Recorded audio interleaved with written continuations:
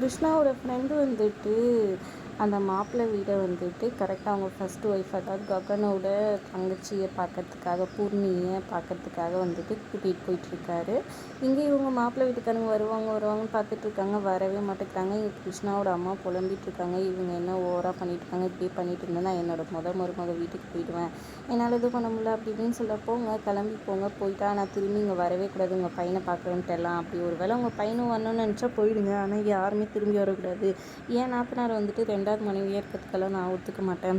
அதே மாதிரி அவங்க 3 பசங்களே வந்துட்டு பார்த்துக்கிட்டோன்னே எங்களுக்கு பெரிய சிரமமெல்லாம் இல்லை, ஒழுங்காக இங்கே வந்து போகிறதா போயிடுங்க அப்படி இப்படின்னு சொல்லிட்டு அபூர்வா மிரட்ட ஆரம்பிக்க, நான் என்ன கிருஷ்ணா என்ன சொல்கிறேன் அப்படின்னு சொல்லி கேட்க, இல்லை அப்போ அந்த பழைய வாழ்க்கையெல்லாம் மறந்துட்டு ஒழுங்காக இருந்தால் இருங்க அப்படின்ற மாதிரி சொல்லிடுறாங்க.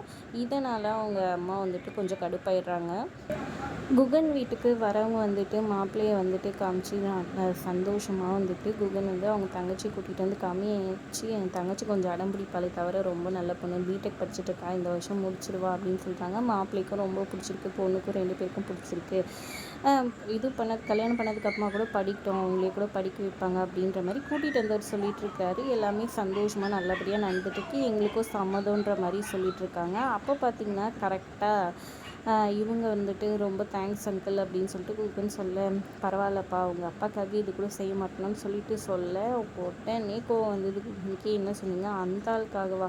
நான் வந்துட்டு எங்கள் அம்மாக்கிட்ட நீங்கள் நல்லா பேசிட்டனால எங்கள் அம்மா மூலம் எங்கள் அம்மாக்காக தான் கூட்டிகிட்டு வந்தீங்கன்னு நான் நினச்சிட்ருக்கேன், அந்த ஆளுக்காகன்னு நீங்கள் முதலே சொல்லிங்கன்னா என் வீட்டு வாசப்படியை கூட மிதிக்க விட மாட்டேன், இதோட கடைசியாக இருக்கட்டும், இதுக்கப்புறம் அந்த ஆளோட பேர் கூட இந்த வீட்டில் கேட்கக்கூடாதுன்னு கோவப்படுறாங்க. என்ன இருந்தாலும் உங்கள் அப்பா தானே. என்னது அப்பாவா? என் அப்பா 20 வருஷத்துக்கு முன்னாடி செத்து போயிட்டான், யாருன்னே தெரியாதுன்னு சொல்லி இன்னொரு கல்யாணம் பண்ணிக்கிட்டான் அந்த ஆள், எங்களை நடு தெருவில் விட்டான், அந்த ஆளெல்லாம் அப்பா கிடையாது, ஒழுங்காக இங்கேருந்து போயிடுங்கன்னு சொல்கிறாங்க. அப்புறம் அவங்க தங்கச்சியை கூட்டிகிட்டு போய் உள்ளே விட்டுடுறாரு. தயவு செஞ்சு இங்கேருந்து போயிடுங்கன்னு மாப்பிள்ளை வீட்டுக்காரங்க கையெடுத்து கும்பிட உடனே அவங்களும் அங்கேருந்து போயிடுறாங்க. இங்கே கிருஷ்ணா வந்துட்டு அவங்க ஃப்ரெண்டுக்கு கால் பண்ணி பார்த்துட்டு அதுக்கப்புறம் வீடியோ கால் பண்ணுறாரு. உங்கள் வீட்டு முன்னாடி தான் இருக்குன்னு பெரிய வீட்டை காமிக்கிறாங்க. காமிச்சோன்னா பார்த்தியா வீரா, உன் புருஷன் வந்துட்டு இங்கே இருக்கிற பொண்ணை ரெடி பண்ண சொல்லிவிட்டு அங்கே இருக்கிற பொண்ணுக்கு வந்துட்டு மாப்பிள்ளையை அமுச்சு வச்சுருக்கான் அப்படின்னு சொல்லி கோவப்பட்டுட்ருக்குறாங்க. கிருஷ்ணா வந்து நான் சொல்கிறது கேளுங்கன்னு சொல்கிறாங்க. யார் சொல்லி எதுவுமே யாருமே கேட்கவே மாட்டேங்கிறாங்க. அதுக்கப்புறம் வந்துட்டு அபூர்வாவோட ஹஸ்பண்டான மாமா வந்துட்டு கோவமாக வந்துட்டு திட்டுறாரு கிருஷ்ணாவை. போதும், நீ வந்துட்டு ஏமாற்றி என் தங்கச்சி ஏமாற்றி கல்யாணம் ஆனது தெரியாமல் ஏமாற்றி கல்யாணம் பண்ணிக்கிட்டது இல்லாமல் இப்போ இவ்வளோ பண்ணிகிட்ருக்கீ, நீ எல்லாம் இதுக்கு மேலே இருந்தால் இந்த பசங்களோட வாழ்க்கையை கேள்விக்குறியாயிடும், அவங்கெல்லாம் என்னத்தை பண்ணுறதுன்னு சொல்லிட்டு கோவமாக கை ஓங்கிட்டு அடிக்க வராரு. அப்போ அவங்க தங்கச்சி வீரா வந்து தடுக்கிறாங்க. அதோட எபிசோட் முடியுதுங்க. இங்கே பார்த்தீங்கன்னா நம்ம ஹீரோயின் வந்துட்டு இருக்காங்க இல்லைங்களா, பூமியோட அப்பா, அதாவது வளர்ப்பு அப்பா அம்மா வந்துட்டு அப்பா வந்து ஹாஸ்பிட்டலில் அட்மிட் பண்ணியிருக்காங்க.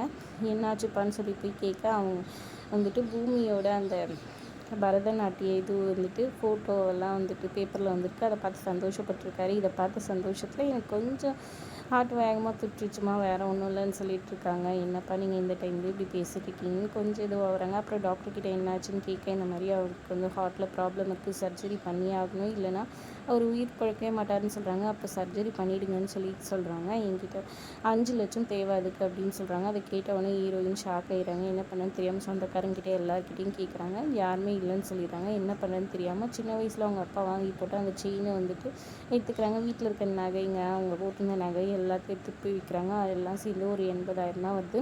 4 லட்சம் வேணும்னு சொல்கிறாங்க. இவ்வளோ தாம்மா கொடுக்க முடியும், வாங்கிட்டு போ அப்படின்னு சொல்லிடுறாங்க.